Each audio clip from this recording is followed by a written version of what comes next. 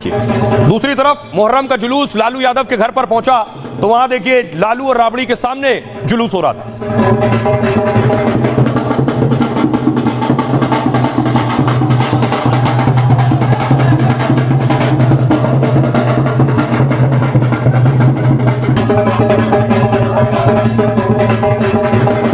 लालू यादव आपको बैठे नजर आ रहे हैं सोफे पर और उनके ठीक बगल में राबड़ी देवी मौजूद है।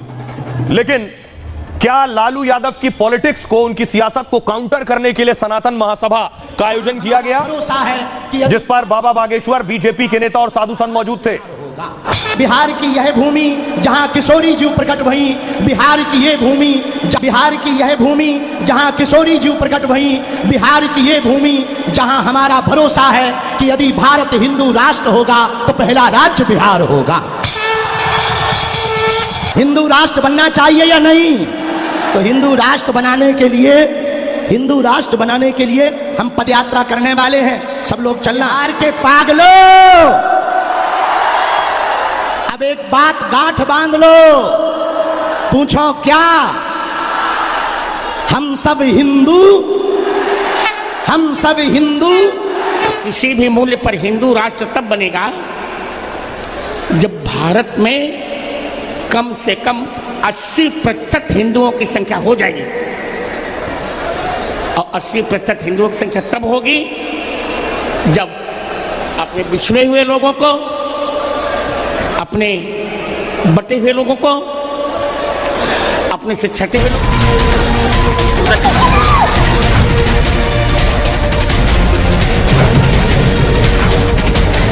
हम राजनीति के चक्कर में नहीं आए, हम पटना में रामनीति के चक्कर में आए हैं। हिंदू विरोधियों को सत्ता नहीं सौंपेगा।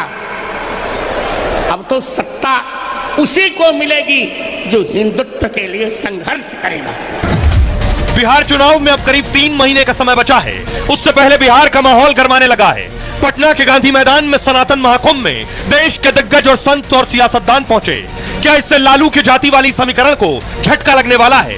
मंच में बिहार चुनाव से लेकर हिंदू राष्ट्र को लेकर हुंकार भरी गई। हम सत्य के हैं, हम संतों के हैं। ताजिया जुलूस के मौके पर लालू राबड़ी खास अंदाज में दिखे। राबड़ी ने पूजा की तो लालू जुलूस में कर्तव्य को निहारते दिखे।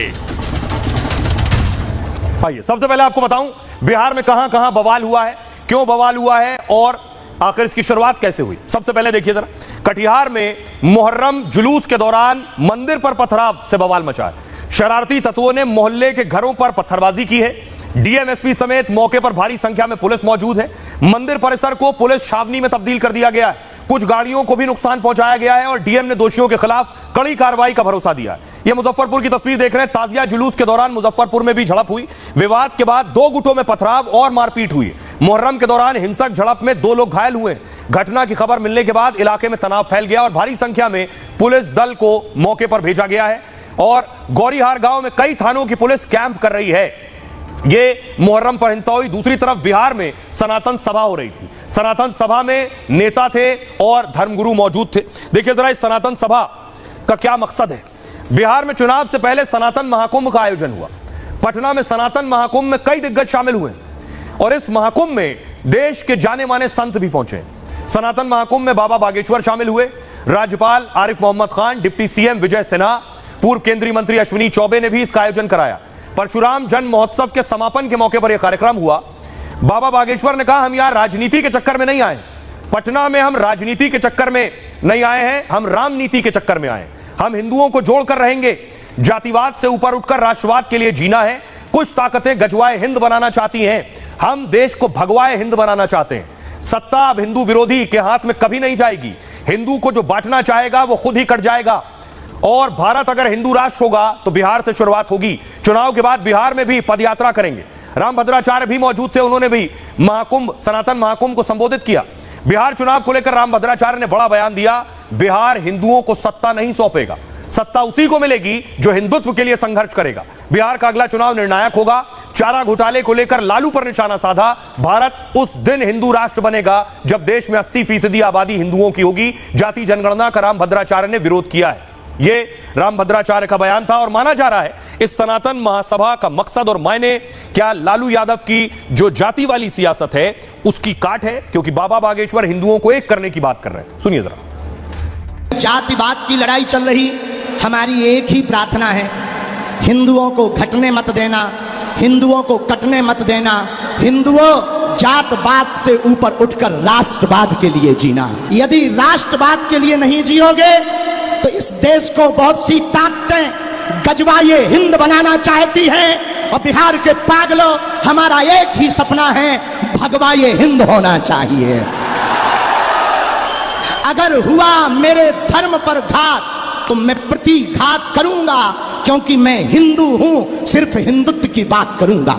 न हमें मुसलमानों से दिक्कत है, न हमें ईसाइयों से दिक्कत है, हमें तो हिंदुओं में रहने वाले उन हिंदुओं से दिक्कत है जो जातियों के नाम पर हिंदुओं को लड़ाते हैं।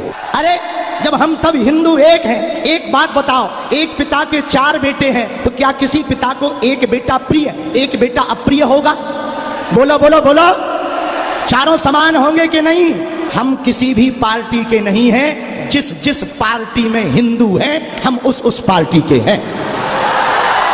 हम राम के हैं, हम सनातन के हैं, हम सत्य के हैं, हम संतों के हैं, संतों की हम पर कृपा बनी रहे। लेकिन जब तक रुकेंगे नहीं, जब तक झुकेंगे नहीं, चाहे जितना विरोध कर लो हमारा, कितनी भी गालियां बक लो, कितने भी नारेबाजी कर लो, हम हिंदुओं को जोड़ करके रहेंगे। चुनाव के पहले नहीं, चुनाव के बाद, ताकि लोगों को ये ना लगे कि हम राजनीति में आ रहे। चुनाव के बाद बिहार में भी पदयात्रा करेंगे। हमारा भरोसा है कि यदि भारत हिंदू राष्ट्र होगा तो पहला राज्य बिहार होगा। हिंदू राष्ट्र बनना चाहिए या नहीं? तो हिंदू राष्ट्र बनाने के लिए हम पदयात्रा करने वाले हैं। सब लोग चलना। वो भले मुझे शत्रु माने पर उनको मैं मित्र कहता हूं। उन्होंने कहा था, अरे